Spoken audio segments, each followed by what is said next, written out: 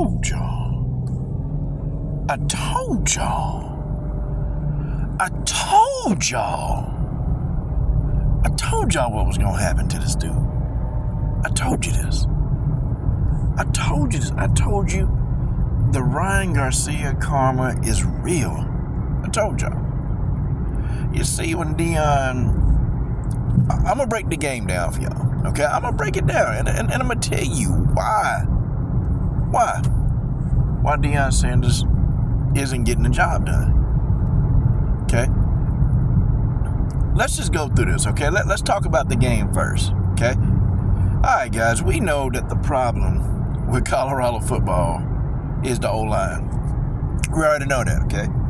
Deion got one gamer on his offensive line, and that guy was actually doing a good job. The rest of them, I'm sorry, they're just not that good. They're not that talented, okay? And I specifically scouted the O-line. You got guys missing blocking assignments. Hell, several of the guys, they ain't even know what the play was, man. Like, I seen guys completely miss blocks of defenders right in front of them. So that's pretty much telling me that, you know, these guys don't even know the plays. Like, ain't that something? These guys don't even know the plays up front. Now, pass plays, they not that hard because, you know, you don't have to pull, you don't have to trap, you don't have to do any of that. You just pretty much stand and you protect the quarterback. That's it. But the run plays exposed that offensive line heavily. These guys didn't know their blocking assignments. They didn't know their blocking assignments. And moreover, man, did y'all see how that line was getting pushed back into the quarterback? Now, you know, I don't know. I don't criticize Shedeur as much because they say he hold on to the ball too long. Look, man, I counted. This dude had an average, guys. Look, an average throwing time. I had a stopwatch of 1.85 seconds. Guys, that literally means when he's saying hut, when he's snapping the ball, they right there in his face. Literally. Like, guys, I did an average for as many snaps as I could. My average, and I was writing them down, you know, every time that he got hit or he got touched.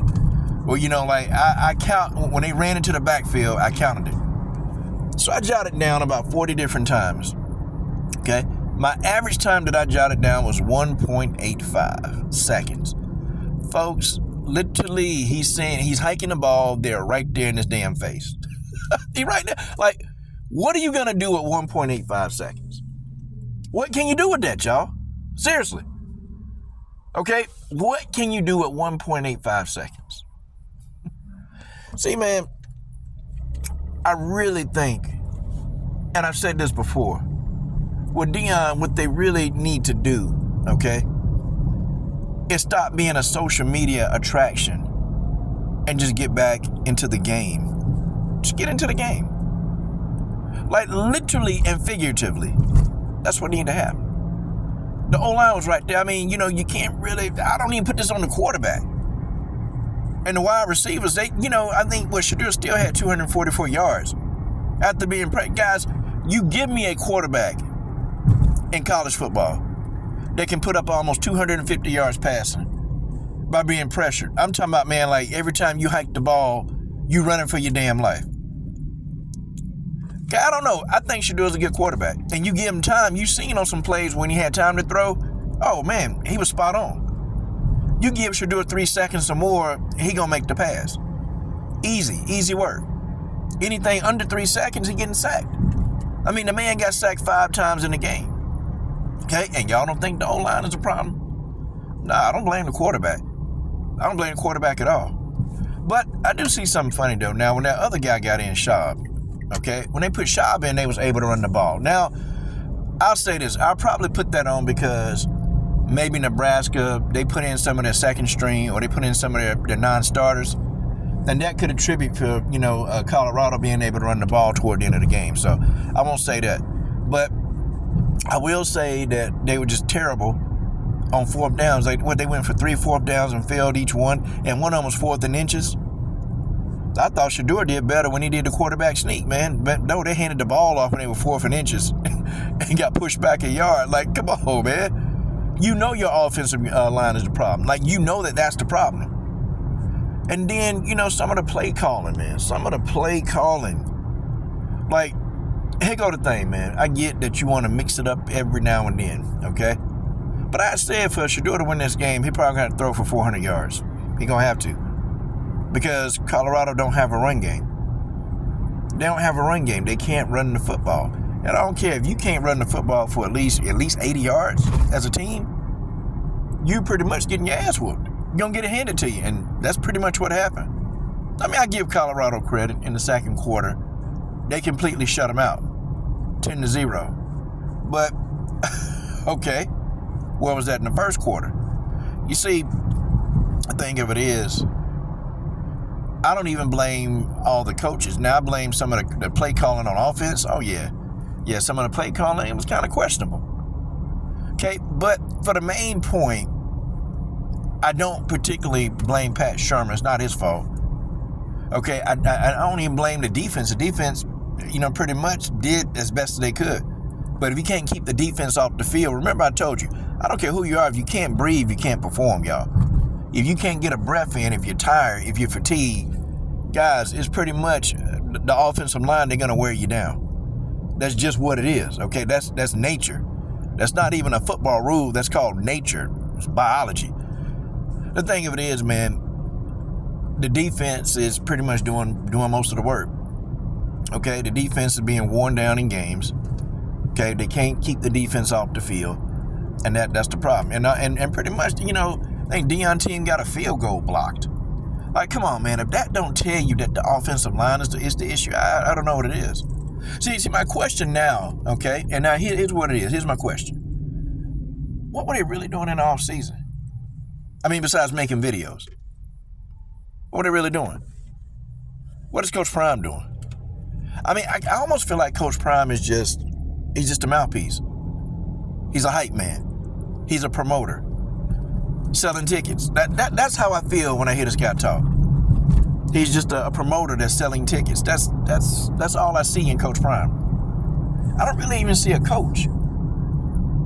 And, and people, they say his sons ain't that good. I happen to think Shedeur is a good quarterback. I think he's good. I think he's good under the duress. This man still was able to put up excuse me, y'all, fanboys. He was able to put up 250 yards. I'm talking about, remember the man only had 1.85 seconds to throw. That's it. And he was still able to do what he did. Yeah, he's a good quarterback. There's some things he need to work on, but, also, Shedeur, he's still young, too. Okay? In college, you're still a young quarterback. It's just what it is. When he go to the pros, he's going to be a young quarterback. Okay? It's stuff every quarterback need to work on. I mean, Shedeur is not perfect. He's not perfect, but I don't think he's the worst quarterback in college football. That's just stupid. Okay? Like I said before, you give me a quarterback that can throw 250 yards, and I'm saying they're hurried every single time. And in some cases, when I use my stopwatch, in some cases, Shedeur damn near had less than 1 second to get rid of the ball. You guys know that? In some cases, this man, I even timed one when he was 0.75 seconds. When he said hut, they were already at him at the backfield. Guys, reaction time. Do you think like the guy got enough time to react and do any damn thing? It's not Shedeur's fault, ladies and gentlemen. It's the offensive line fault. I don't even blame the running backs too much. Now, I think some of their running backs, their vision, they don't know how to make good cuts. And they run the plays too technical. Like, they don't make adjustments. They don't see the lanes and then cut it back to the side to try to get an extra yard. They don't do that at Colorado. They just run the play the way exactly it's designed, and that's kind of dumb too. But for the most part, I don't blame the running backs. I don't blame the receivers. The receivers did their jobs. Okay, I don't blame them. I blame that offensive line. And I also blame Coach Prime. Problem with him too is that you got too many kids. When you have 45 kids leave your program, what does that say? Like, these kids, they're starting to wake up and they don't want to be a part of the show anymore. Like, some of these kids, they want to play football. They don't want to be a part of the show. Okay, they don't want to be a part of that show. And unfortunately, when I see Coach Prime, and every time you see him, it's a reality TV show. It's pretty much a reality TV show. And you look at this and you're like, damn, okay. So is anything ever kept behind closed doors, when at Colorado? Is there anything that we don't know about the Colorado Buffaloes? Because I think we know damn near everything. We see everything, what's going on, because there's always a camera. Everywhere Deion Sanders walks, there's a damn camera. I'm surprised they don't have a camera when the man taking a PG-13 channel. I'm shocked. Okay? And what I'm going to say next going to shock y'all. To be honest, though, I even think they got the talent to have a winning season. But they're going to have to do something. And they got to do something that they've never done. They're going to have to find some size. If they got anybody in the reserves that's got some size, you're going to have to go back to teaching these kids how to play football. I'm talking about get in there and teach. I'm not talking about just bring somebody into the portal and expect them to fit into your program. You're going to have to teach. Find some of them big old guys. Get some of them. I've seen some of them 300-pound people on their team. Get some of these people in there. And start teaching these mugs how to move their feet, teach them how to block and read assignments. Start teaching them. Don't worry about who's a senior. You don't care anyway. You have 45 dudes lose, so I know you don't really care what people think. I know you don't care what they think, so okay, let's go ahead, make it do what it do. But if that offensive line, if the offensive line continues to just fall apart every game, I can tell you right now, you can forget it. You can forget it. Okay, they ain't win another game. You can't win a game without offensive line. And I'd probably be willing to bet that Colorado, they got some of the most skilled receivers in the country. I think they are. I think their receiving core is probably one of the best in the country, easily. But if they can't, if the offensive line can't keep the people off the quarterback, they can't show what they got, because they ain't gonna never get the ball, because Shadur gonna be sacked. Now let's talk about what caused all this. You see, the thing of it is, man, Deion Sanders, he always, studying up with celebrities and all this other stuff, man. And sometimes it takes away from the game. And some of you Deion Sanders, lovers, you're gonna be like, oh man, you just hating on Prime. Ain't nobody hating on Prime. No, Prime is a sellout. That's number one. And I said, listen, man, this dude is affiliating himself with Ryan Garcia. I said, every negative bit of energy that's on Ryan Garcia is gonna get on that program. And boy, here we go. And I tell you this too, it ain't Ryan Garcia's fault physically, because Ryan Garcia he ain't coaching football. But I tell you what, when you got negative energy around your people, that negative energy, you better damn well believe that negative energy, it flows right onto the people around you. That's where it flows, right to the people around you. It is what it is. You got that kind of energy around you. That's just what it is. And then, the man went on a racial rant. And you really think, I bet even some of your black players on the team probably thinking, why are you fooling with this dude? This dude don't like us. I'm pretty sure some of the black players on the team probably thinking that about Coach Prime. But I tell you, man, this is it's the Coach Prime show. That's how I feel, instead of this is Colorado Buffalo football. This is Coach Prime football. That's all it is. And Colorado, they there for the ride. People saying Prime need to get fired. Well, they're not going to fire Coach Prime if Coach Prime continues to sell out these arenas. The man can go 1 in 1,000, and if he's selling out these arenas every time, Colorado, they're not going to care. Because that they're making millions and millions of dollars on Coach Prime alone. I think, what did they make last year on him? Like $270 million they made with just his presence. And if somebody's bringing that kind of money into the school every year, they're not going to fire that person. Not right away, until the money stops flowing. Not until the money stops flowing. Okay? When you have that many transfers leave your program, you're going to have some problems. Okay? When you have that many people leave your program, you're going to have problems. Coach Prime, they got to get people in there. And damn it, you're going to have to satisfy some of these people. You're going to have to do it. Because nobody wants to be in a show. Like, nobody wants to truly be in a damn show.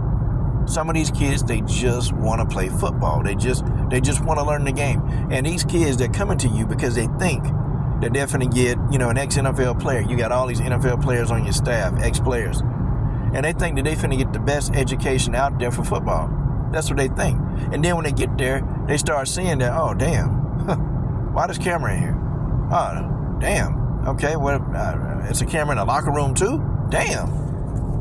Like, I'm telling you, I'm thinking like a football player. I'm thinking like a football player. That's what these guys are thinking. They're like, damn. Can we get any privacy around here? Like, come on. Do all of Coach Prime's game speeches got to be recorded? Like, what? Sure. Team meetings. So, a lot of these players that left, they know what was up, man. They know exactly what was up. I mean, Coach Prime sold the dream. Now, he sold the dream. He sold the dream. Crazy. Then why did the man hire Warren Sapp? Hey, isn't this funny, man? Warren Sapp is friends with Jason Whitlock. And Jason Whitlock, he be destroying Deion Sanders. You mean to say you let somebody like that in your camp that's friends with one of your biggest enemies? I can't understand it. Coach Prime got too many doppelgangers. Or got too many doppelgangers around him. Got too many. Warren Sapp, I'm sorry, man. If a dude chopping it up with my ops, like you chopping it up and y'all buddy, and then you come back and chill, nah. I don't think so. So that means you think like he do. If that's your friend, nope, gotta go. Gotta go. Oh, man, I tell you. I'm going to be along for the ride. I'm going to be along for the show because, boy, this is a show. This is a show. And unfortunately, it's going to suck because Coach Prime, I think he's got a lot of knowledge of the game. I think he got a lot of knowledge of the game. I think he know. The problem is, though, it's outside the game what's ruining it. That's what's doing it to him. He's a good talker. I tell you, he's very charismatic. Coach Prime could probably sell you his draws he got on, and you probably buy them. But they got quantity. They got quantity. They got a lot of quantity. But I don't think Coach Prime know how to make the quantity quality.